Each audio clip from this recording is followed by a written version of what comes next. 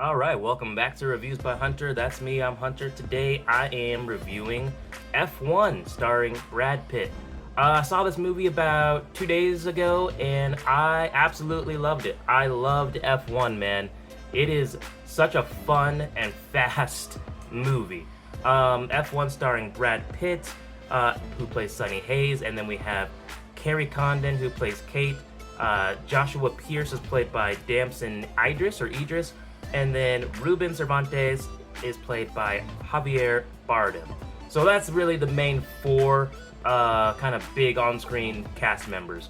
But yeah, man, this movie is awesome, dude. Like, it is as advertised, which is a really fun racing movie with a lot of cool camera angles and camera shots that make you feel like you're there in the car. Like, at points it feels like you are Brad Pitt driving an incredibly outrageously fast F1 vehicle, and you can hear like the loud sound of the engine, and it just feels awesome, man. This movie was like one long adrenaline rush that never stopped, because there is a lot of racing in this movie. Literally within the first 5 minutes we see Sonny Hayes driving at Daytona, and it's awesome. So yeah, this movie is about Sonny Hayes, played by Brad Pitt, who is a driver who was incredibly talented in the 1990s, right? And he was supposed to be the best. He was about to become the best, so a lot of people refer to him as the best that never was. But he tries to pull like a super reckless move on the track, because that's the kind of driver he's known to be, is someone that makes a lot of dangerous choices, and it caught up with him in that moment. There was a dangerous accident that basically ended his career after that. And so for 30 years, he has not been racing Formula One. He's just been living in his van. He's a gambling addict. He drives, but not for F1. He'll just take on random driving jobs. Like, the movie opens up with him driving at Daytona.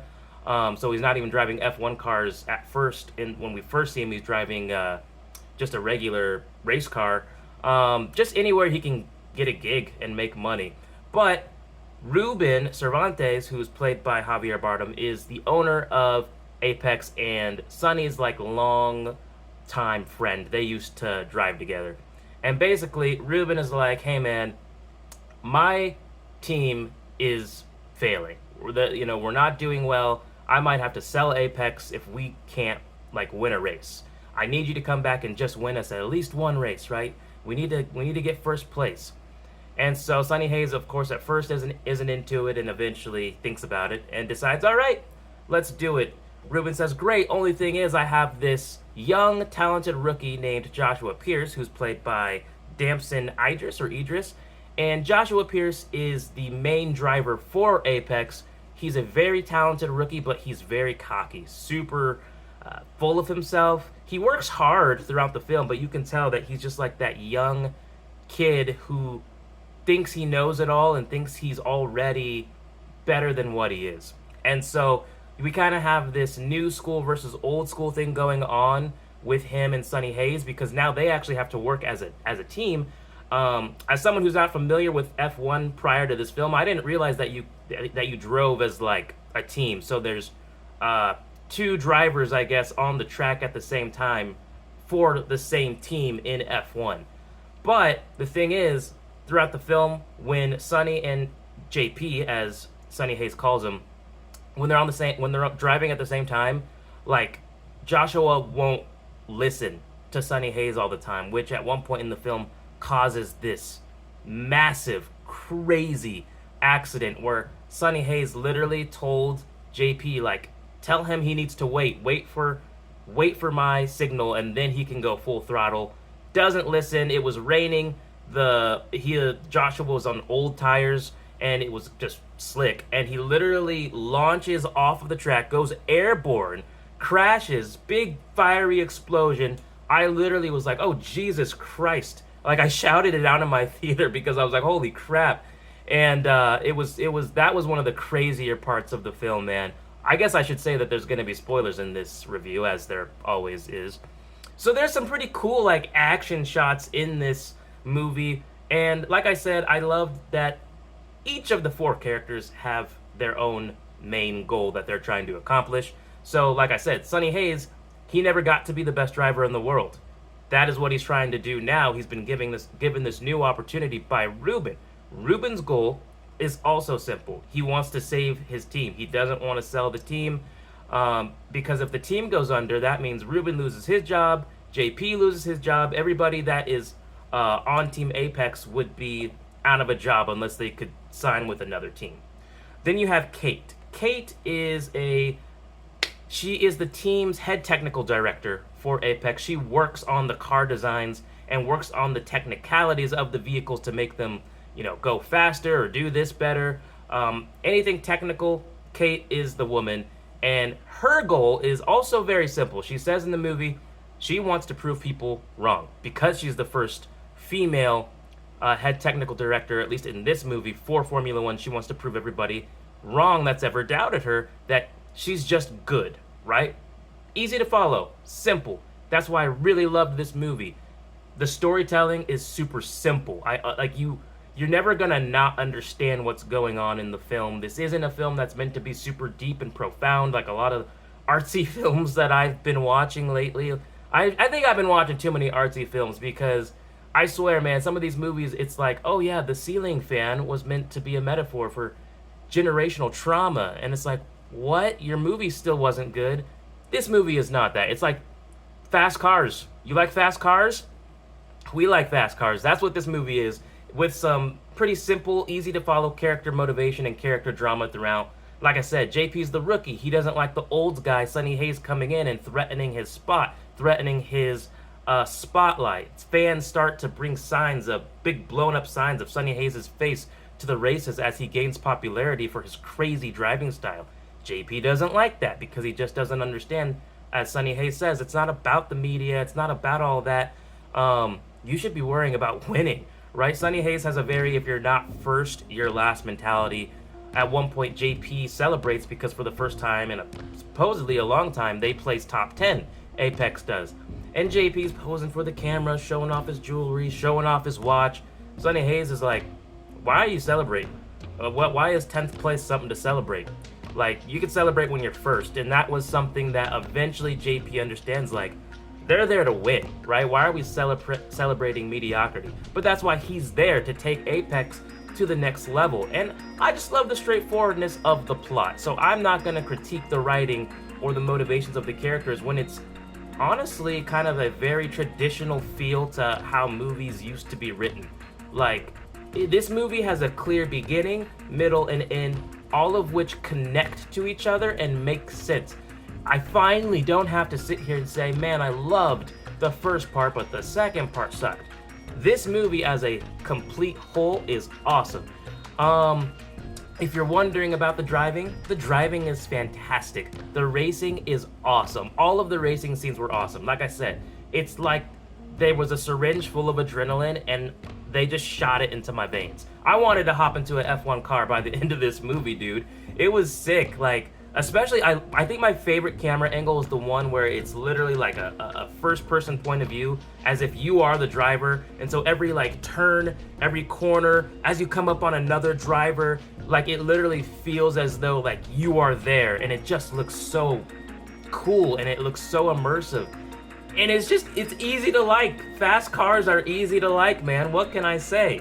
Joshua Pierce's goal in the movie, he says in the movie when asked why he wants to be a driver or what he's chasing, he says he does it for the fame, for the money, for the women, for the popularity.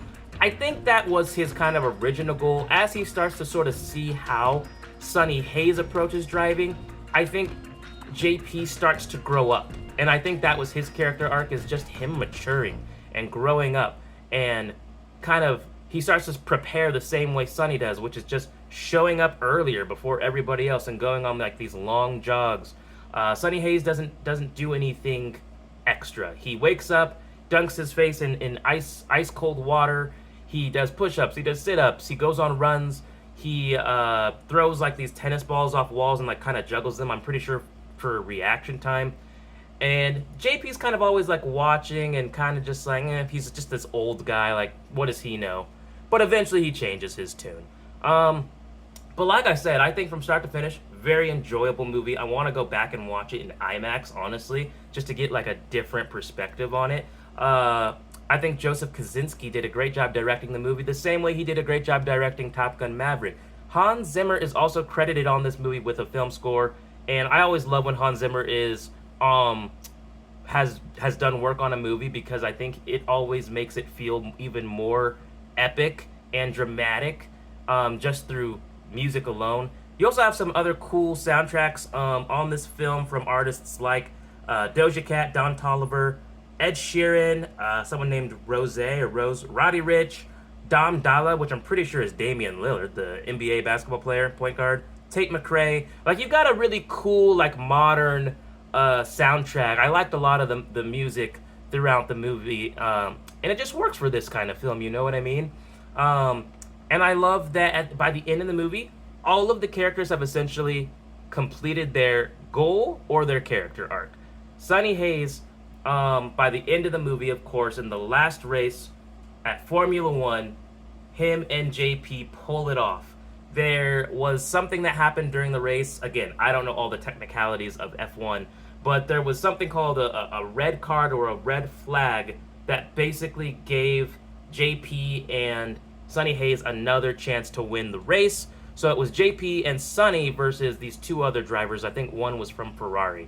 I'm pretty sure JP purposely causes a collision to happen, but makes it look like an accident, so that Sonny can fulfill his dream and go win the big race, which he does. There's this cool moment that Sonny had explained to Kate earlier in the movie, that there's this moment that he chases during a race where everything slows down, his heartbeat slows down, all the noise drowns out, his focus is zoned in, he's basically in the zone, and he says he feels like he's flying and nobody can touch him. Nobody. He's just flying so fast, he's just dialed in, he can see everything. And so that's what happens in this last race. We actually get to see it happen, where again, we hear the noise of the crowd drown out. We hear his heartbeat start to slow down. All you hear is his breathing, and then it's just a focus on Sonny through his F1 helmet. He's just laser focused, and this is where we just get this really cool moment, first person point of view perspective of him just masterfully, and it's up to him and this other guy, and he just he's way ahead of this other guy. He's flying without making any technical mistakes. Nothing. He's just untouchable. He's in the zone. And that was such a sick scene, man. I loved it. So Sonny completes his character arc. He freaking wins. He is number one. For the first time in his life, he gets to say he is the best driver in the world. They pop the champagne. Him and Ruben are just going crazy. I loved it. I loved the ending. I know I kind of jumped to the ending already, but I was just so happy to see the dude fulfill his lifelong dream, man. How can I root against that? There was a moment, like I said, we had some new school versus old school stuff going on. Again, rewinding back near the middle of the movie, they had a race where JP and Sonny were doing really well. And Sonny had been using some kind of driving strategy that had them all the way in that had JP all the way in second place. All he had to do was listen to Sonny's instructions.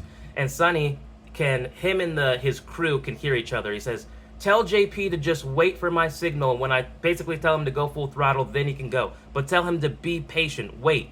At this point, the track was slick because it had been raining, and I'm pretty sure JP was on old tires.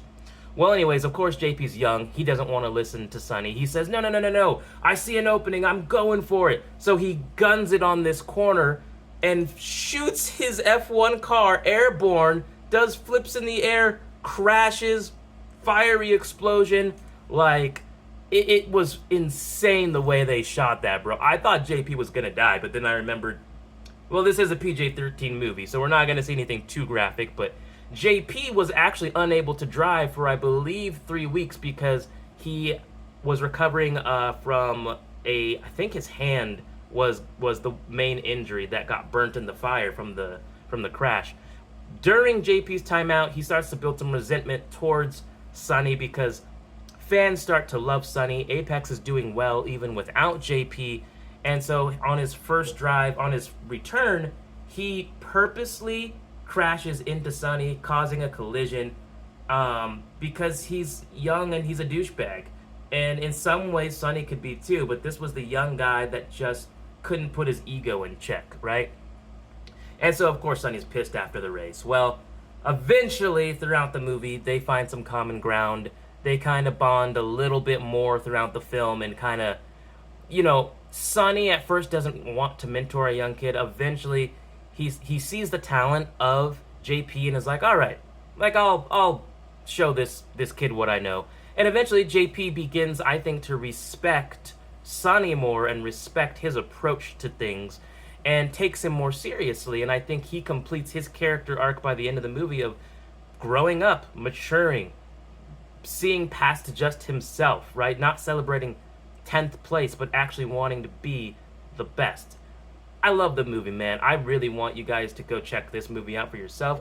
See it in IMAX. I think I'm going to go see it in IMAX again, because I think that would be so freaking sick. But everything about the movie, I really liked. Nitpicks, yeah, sure, the characters could have been fleshed out more, but I'm honestly glad that we don't, take a 30-minute break from racing just to focus on, a romance between Sonny and Kate. They are attracted to each other in the movie. They do sleep together, but it's a very, hey, guys, this happened, but still, the main focus is driving.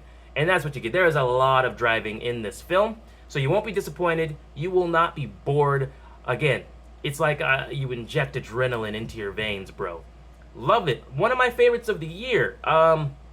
Is the plot simple? Yes. But do I think it works in a film like this? Yes.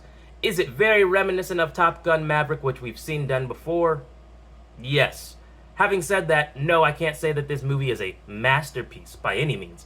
It just feels like a return to the way stories used to be told and written in Hollywood.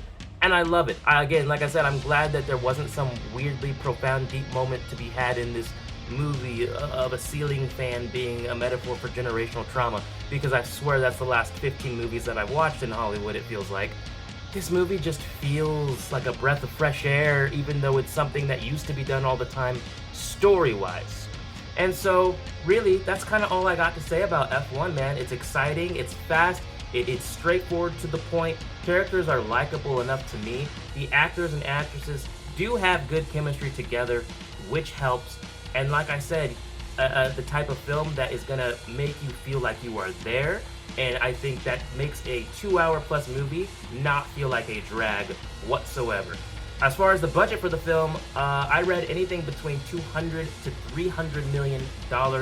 It opened to around 55 million US dollars, but worldwide opened to, I believe I read a report saying 140 million is what it's open to box office. So if that's true, that it was between 200 300 million for the budget, I mean, I think this movie is going to be a financial success, and I hope we get more stuff like this. I hope it's a success financially. I want more movies that are just easy to sit down and entertain me and just be a good movie, to be honest with you. And of course, Brad Pitt, still a movie star. Still a draw, right? I was wondering why Javier Bardem looked familiar. He was Stilgar in Dune, and then he played a role in Pirates of the Caribbean. I think it's Salazar in Dead Men Tell No Tales. That's where I remember that dude from. But I like him. He's a good actor. But I digress. That is all I have for you guys as we near the 20-minute mark of the video. This has been Reviews by Hunter. Please please subscribe if you enjoyed this video, and leave a comment. Let me know what else you want me to do. Take care, guys. F1, it's fast.